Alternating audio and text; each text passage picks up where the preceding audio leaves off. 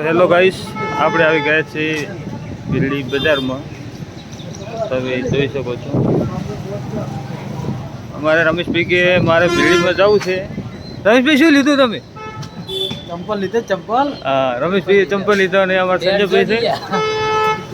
તમે જોઈ શકો છો અમારી ભીલડીની બજાર છે. તો રમેશભાઈ હવે આપણે પકોડી ખાવા જાશું.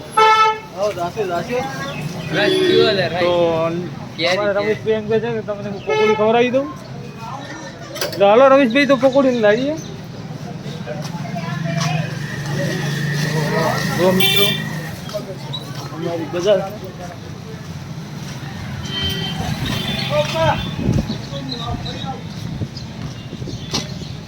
તે પણ અમારા ભીડની મુલાકાત લો. બહુ સારી બજાર છે.